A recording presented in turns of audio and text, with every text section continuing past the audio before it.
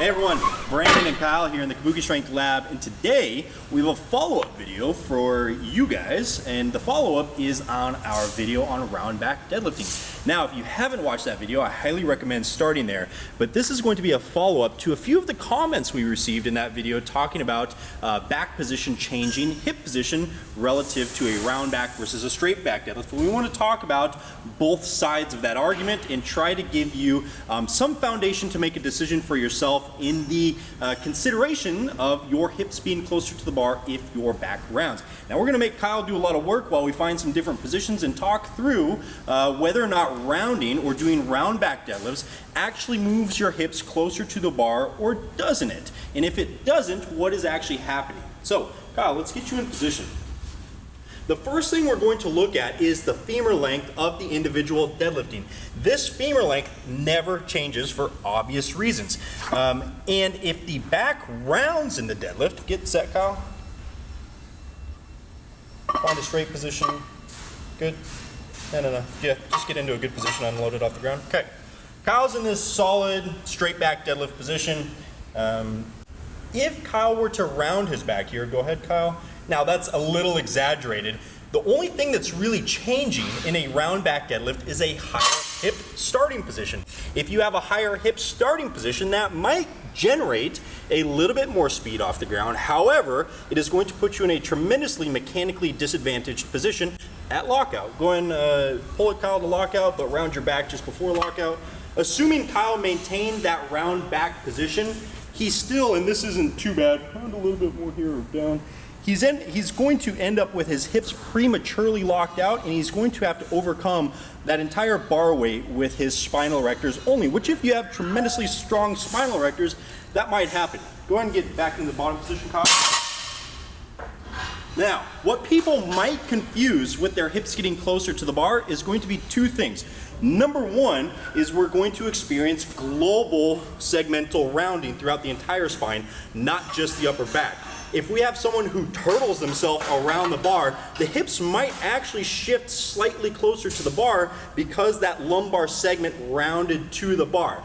However, if you are someone who's done any deadlifts, you probably are cautious and know not to get into that position if you like your health and your spine.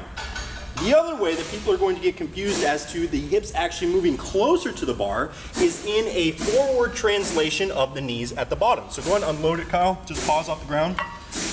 In this position, it'll seem, push your knees forward, it'll seem like the hips are getting closer to the bar, but if we reference that standard femur length that Kyle cannot change, the hips are not actually getting closer to the bar. They're getting closer to his feet, but they're not actually getting closer to the bar. And the thing that's going to happen immediately in that pull is his hips are going to shoot up, find a point of tension or position, and then continue the pull. So we're not saying round back deadlifts are bad.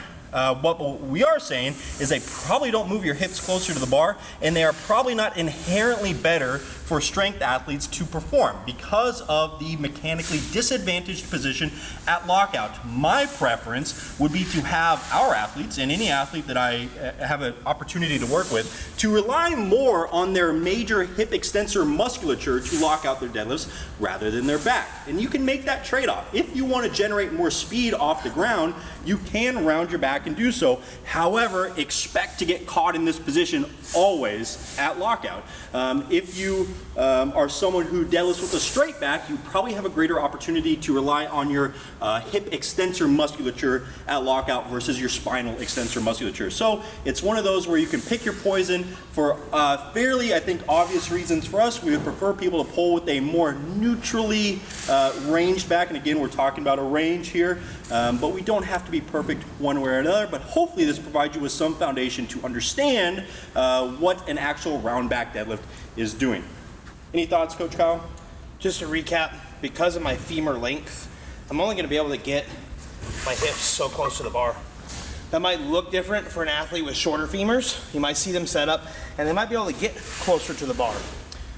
Grip problems can be addressed there as well. You see a lot of big deadlifters, and they miss due to grip. If I'm struggling here, if I was in a better position, I might be able to finish that quicker. So guys that miss at the top because of grip might be very fast off the floor, with a little bit of rounding in the shoulders, but then if it's a grip problem, they're struggling. That's just more time under tension in the grip. Inherently, again, we're not saying that round back is horrible for you, especially if the lumbar is probably in a straight position. Just keep in mind your back health when you do this and the other implications that Brandon covered. Yep. Cameraman, come walk around here. The only way for us to actually get the hips closer is to widen the knees, which for a lot of you conventional deadlifters is not going to be anything to strive for. There's really no reason to try and squat your deadlifts as a conventional deadlifter.